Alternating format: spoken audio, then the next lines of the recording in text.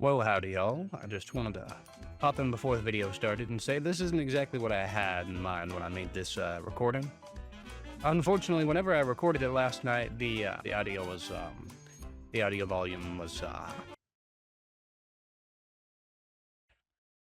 it was a bit mangled. So instead, I'm gonna end up talking over the gameplay footage I have here. I mainly wanted to make this little.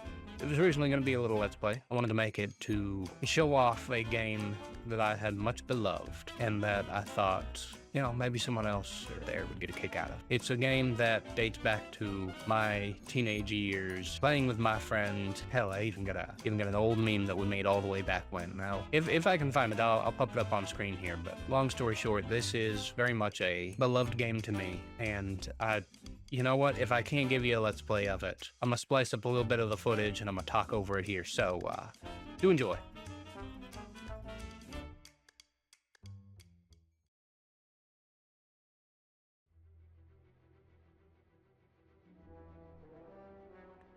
Everyone's got that one game when they were growing up.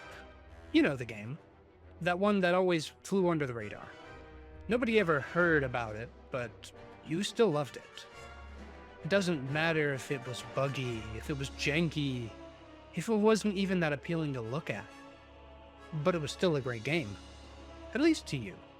To you, that game was an uncut gem. Dirty, rough around the edges, and may not be all that good to look at. Probably looks like a slightly shiny rock. But you saw the beauty that lay underneath it. Two Worlds 2 was that game for me.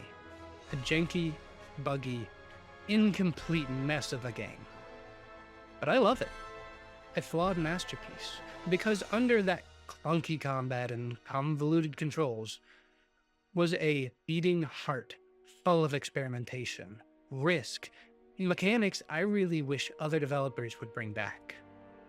Alchemy to experiment, items to enchant, potions to craft, spells to build, and wolf hearts to loot.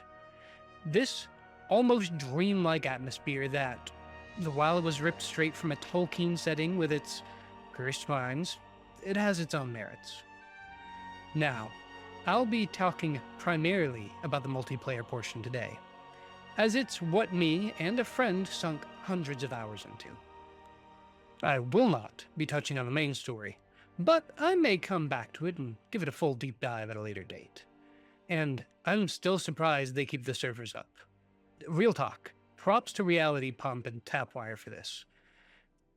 They've kept them running for all of like 5 of us who still love the game. You know, ever since Dave died. Rest in peace, Dave.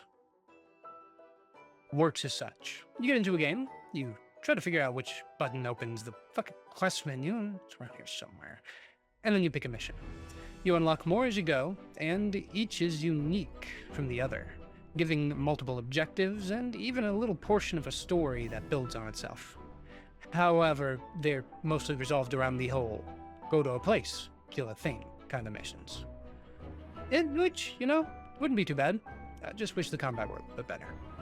Along the way, you have wolves to steal hearts from, flowers to pick for profit, and objectives to finish. Dotted along the way, or every so often, are teleportation stones that let you fast travel back to the town from where you began, so that you can unload all of your loot upon the unsuspecting merchants. And trust me, you'll be doing this a lot.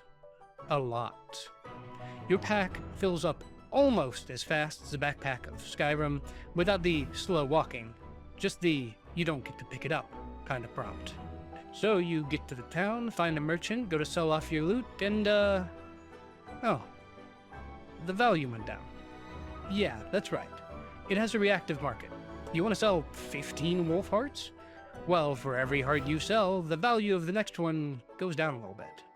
Oh, yeah, this game has supply and demand. But you don't like that? Just step away for 5 minutes and come back. They somehow sold all of the wolf corpses that I gave them incredibly fast. What do they do with them? Speaking of ingredients, and no, I'm not joking about wolf bodies being put in potions, there's a rather robust alchemy system. When you start, there may only be the basics of healing potions, magic potions, endurance, you know, for when you need it. But they can get a little wacky. I remember my friend creating a jumping potion that let him clear over a building like some Morrowind shit. Oh lord, do I wonder how strange it can get. I still need to explore around a little bit and play around with the potion system. Like, this whole system invites experimentation. Like, just chuck some animal arteries and a mushroom into a cauldron. It might make you super strong, you don't know. Like, do you even get to save the potion recipes? Like in little scrolls, you just write them down in little scrolls, so that way whenever you want to craft them again, boom, you just open it up. It's a little bit of an unoptimized system, but you know what? I'll take that any day, as long as I get to do a little bit of potion crafting. Potions, however, are far from the last thing you get to experiment with. Spells. Yeah, you get to customize spells. Spellcraft works as such. Start with a blank scroll, attach a what it do portion on the left-hand side, kind of like a self-targeting, a summon, or a ranged attack, then throw a how it do on the left, like earth, fire, healing, so on and so forth. You can even add little modifiers that would make it deadlier, or even last longer. It's such a cool system that I never explored when I was younger because I was always the two-hander or sword and board type of warrior. However, on the flip side, there are a few things that aren't so great. The setting and voice acting are nothing to write home about. Well, they work, but they're nothing really stand out. Except, of course, the Southern Wizard. I sure hope he doesn't have any summoning spells. That could be a problem. The combat really does drag. Several times I went to block and swing my staff because the swing is attached to the block portion of the game, and only to find myself running around getting my behind chewed by goblins. Not a great experience. 3 out of 10, I don't recommend.